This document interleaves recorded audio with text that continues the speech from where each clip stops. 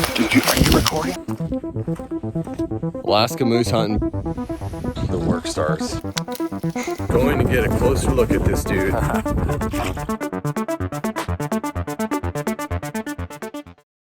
All right, let's talk moose specific gear for a minute, guys. One of those things, and there's a lot of arguments all over the place, is a pack frame.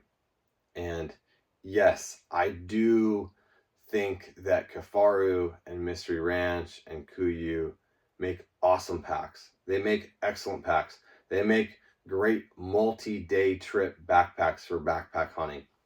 Do I think that is the best option for a moose hunt for packing moose out of? No. I've used both, and it's unanimous with every guide that I talk to and everybody that I meet that's packed more than one bull moose out of an area, especially out of bad areas. Pack frames are the only way to go. And there are some really good pack frames out there. I would say the Barney's Sport Chalet pack frame is number one. Eberly Stock is making a really good pack frame too. And then the third tier is kind of all those ones that are down below that Cabela's makes, Alps Mountaineering, some of those pack frames that are like really good, about half the price of some of the higher end ones. But we'll still get the job done when you need to pack out moose. The reason being is that you have to pack out a few moose, especially in bad areas, to know what really lasts and really keeps the meat on your back securely. Don't listen to anybody talk about packing moose out if they've only packed one out less than a quarter of a mile. All bets are off. I can use a fanny pack to pack out a moose less than a quarter of a mile. So you want to talk to and you want to reference people that have packed moose out over 2 or 3 miles, which I have done in nasty areas. I'm not necessarily proud of that because that means I usually made a pretty bad decision on where that moose got killed because I was overly aggressive, but we still got the moose out. We still had to make it happen. And a Barney's pack frame is essentially the best piece of gear that you can buy. They're really expensive. I don't think you need the bags to go along with them.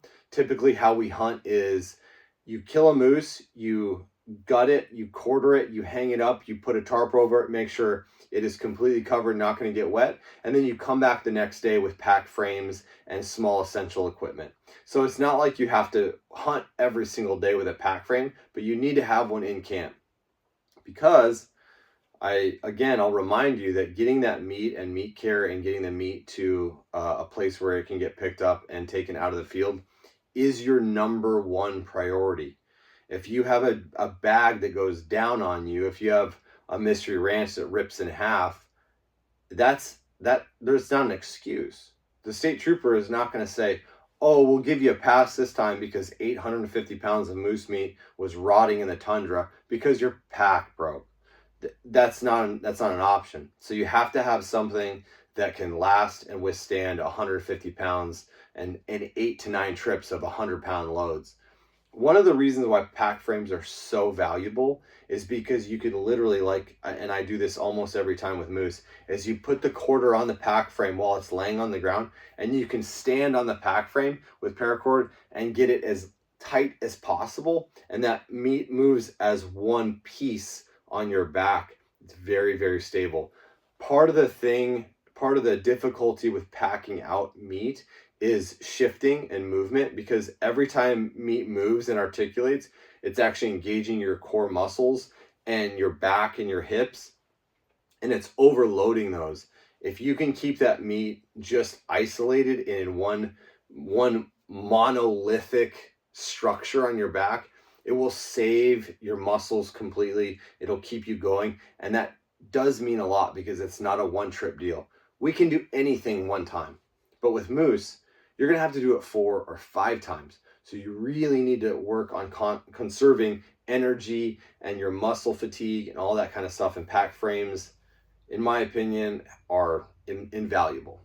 So not to say you shouldn't hunt with a day bag. Like I said, have your Kafaru, your Mystery Ranch, your Kuiu day bag, go hike, go hunt, have your rain gear and all that stuff in there. But when it comes to packing moose meat out, a metal pack frame is the ticket. Another piece of gear that it's pretty obvious, but you do have to have it, on a moose hunt is some form of call. That can be an antler bone, that can be a top of a 5-gallon bucket, that can be a shoulder blade of a bull moose or a cow moose, that can be a fiberglass caul that they sell in Cabela's. There's a number of different ways you can have calls, or you can make calls, make sounds, but you really should have a call with you when you're moose hunting. Again, it could be a paddle of a rafting oar, anything that can get sound out there and have that sound vibrate. That's why lids, 5-gallon bucket lids, sound really good against trees. They mimic that antler sound pretty well. Same thing with a paddle, does the same thing. The fiberglass conical calls do the same thing. They reverberate sound and let it travel, and it also allows you to call with your mouth and make some bull grunts and cow sounds. But it's important, it's obvious, but I have to say it, bring some form of call. Electronic calls are illegal. Leave them at home. Don't even bring them in the event that you say, I may want to try to call in some wolves. Leave it at home. It does not look good, and you don't want to ever have that in question when you're out hunting and somebody asks about it and why you have an electronic call. So just leave it at home. It has to be all hand calls in Alaska so you do not get in trouble. Another piece of gear that's super important in Alaska, and it's not necessarily for only for moose, but you have to have it on a moose hunt, is a bone saw. You may have hunted elk, and bone saws, they're kind of, you can take one or leave one. I don't necessarily carry a bone saw on every elk hunt that I go on, but with moose, you have to have a bone saw.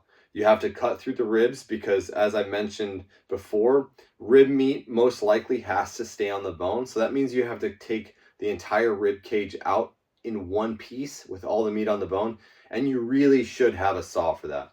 You can do it with a knife. You can get into the rib joints and you can work those ribs out. It's very tedious and it does take some practice, but having a saw saves so much time, and you can cut right through the brisket and the sternum, leaving one whole piece. What we like to do is cut the brisket out and leave the whole brisket attached to one side of the ribs and the other side of the ribs completely clean, because a brisket is a part of the moose that has to come out of the field as well and has to be identified as a brisket.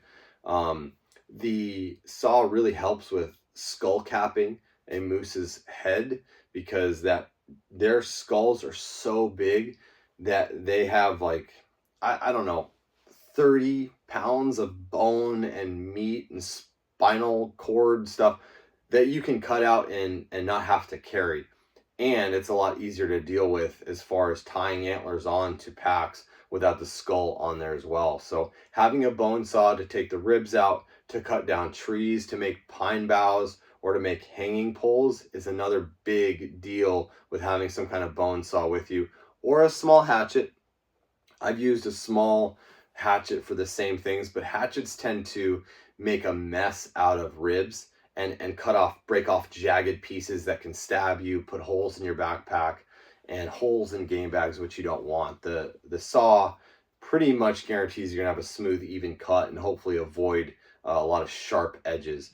But with that saw, again, you can make meat hanging poles that can really help you when you got to make meat poles and it's raining and you got to get the meat hung up as quickly as possible.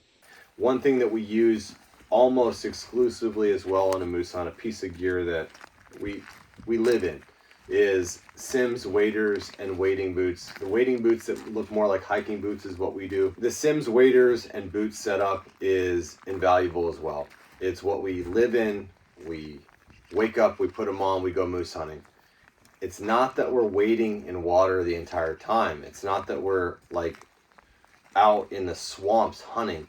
But what that setup does, what wading boots and waders does, is it allows you to cross creeks without ever hesitating. It allows you to sit down without ever wondering if the tundra is wet or you need to put your rain pants on.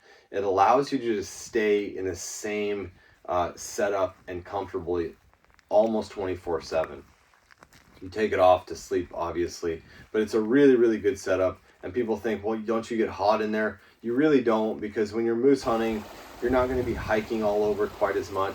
You may take them off for a hike if you're up on the hills. If you got dropped up on a ridge line and there's not a ton of water, that may be different. You may just pack your rain gear and some gaiters and some stuff like that. But when you're down low hunting off rivers and lakes, even hiking up topography, hiking up little hills, wader pants are still the way to go 100%. They really are comfortable. I was not a believer. Everybody around me, all my guide buddies around me, kept telling me, hey, you really need to try this. I was stubborn against it. I was like, no, I want my hiking boots on. I'll deal with the wet. And I eventually got converted, and I'm 100% sold. It is the best way to go universally. Another piece of equipment or pieces of equipment that are really important are game bags. Game bags are very important in Alaska, and they do separate you from having meat that is perfectly clean and untouched and flies can't get to it, to meat that is very, very marginal, gets dirty, is exposed to the flies. Game bags are super important, so don't go cheap on game bags. There's some really good game bags out there. It's not like elk hunting, because this moose is not going to go into a truck the next day. Your moose, you have to plan for it being exposed as long as it takes to get that meat onto an airplane or a boat to get it out of there. So having good game bags, having bags that are tough and durable and can lift 100, 150 pounds is extremely important. Again, I'll include some links to some really good game bags down below in the description, because it is a huge part of hunting in Alaska is the meat recovery, and keeping the meat dry and keeping the meat fresh and keeping it from any kind of compromised state while you're hunting. And because there's so much of it with a moose and it's so heavy, the cheap bags just totally get destroyed. And I know you guys are thinking, I've seen game bags on the Kuiu website and some of these other game bags that are like really expensive. They're like 70, some of them, they might be more than that, 70 bucks, 100 bucks a piece. It's worth it when you're talking about all the money and time and energy you're spending on your moose hunt. You need to be able to keep that meat clean and dry, and it could cost you your entire hunt. Not having the meat prepared and cared for correctly could cost you everything. And not only could cost you your antlers and your meat, but it could cost your entire trip. And furthermore, it could cost a huge fine and your license being suspended, revoked, all that. I know I touch on that almost every time about moose hunting, but I can't stress enough to you the severity of how Alaska treats these moose and hunting moose in Alaska, for a very good reason, because we don't waste anything. We don't waste any part of that moose. We get it all out, and we get it out clean and safe and have it in the right spot and get it cold and ready for you guys to take home. So it's really important that you take meat as seriously as the antlers. Everybody wants to go moose hunting to shoot a big giant bull and have those antlers, but you're not going to get that bull unless you make sure that meat is cared for correctly. So have that in mind, spend the extra money on the game bags, and you guys will have a good, successful hunt, and plan correctly around everything and have enough game bags just to be safe if one bag gets ripped or anything like that. So typically you'll want to have roughly 10 game bags, 4 to 5 extra large game bags, and then some large to medium sized game bags. So I hope that helps, guys. We'll talk to you soon.